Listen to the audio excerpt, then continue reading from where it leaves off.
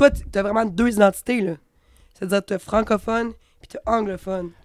J'ai une identité, je suis une personne. Ouais. J'ai une identité qui a deux facettes. OK. Et comme je disais, je ne les vois pas en contradiction l'une avec l'autre. Je crois pas que les identités se divisent. J'aime pas l'idée, puis je résiste beaucoup aux gens qui disent « Ah, toi, t'es moitié-moitié. T'es moitié anglophone, moitié francophone. » Je réponds toujours « Non, je suis peut-être... Dis-moi, est-ce que ma main gauche est anglophone ou francophone? » Ça marche pas de même. Je suis pas moitié-moitié. Je suis pleinement francophone et pleinement anglophone. Et il n'y a pas de contradiction entre les deux. C'est surtout ça permet de construire des ponts. C'est pas mon travail principal sur les médias sociaux, mais j'ai un compte. J'ai fait des vidéos en anglais. Et puis en anglais, mes vidéos sont complètement différentes. Mon intention en anglais, c'est d'expliquer le fait québécois à des non-francophones, des anglophones qui ont peut-être pas l'accès interne à la culture francophone que moi j'ai. Puis est-ce que tu trouves que dans le Canada anglais, le ROC, le Rest Le of Canada, rock. le rock, tu trouves-tu qu'il y a du Québec bashing des fois? Oui, tout comme il y a du rock bashing au Québec. Ah ouais?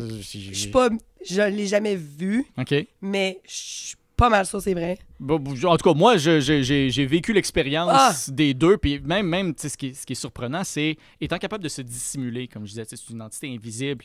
Quand je suis parmi des anglophones du rock qui savent pas que je viens du Québec, qui savent pas que je suis francophone, des fois, ils se livrent à cœur joie, puis t'entends des choses qu'ils ne diraient pas à voix haute autour de francophones. Mais de la même façon, quand je suis autour de francophones qui ne me connaissent pas nécessairement, il y a des gens qui sont bien surpris d'apprendre ou de m'écouter parler anglais la première fois parce qu'ils ne pensent pas du tout que c'est ça.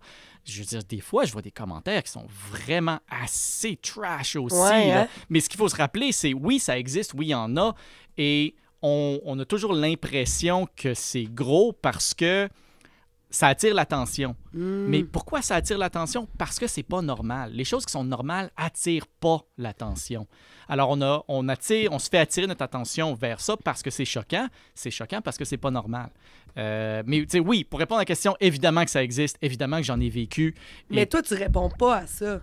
J'ai vu une vidéo justement où tu parlais du fait que les commentaires négatifs, pourquoi ça pogne plus. Oui. Ça, tu l'as fait justement. Oui. C'est un peu le même principe. On dirait que dès qu'il y a une vidéo de Québécois qui tombent un peu sous les algorithmes anglophones, on dirait que...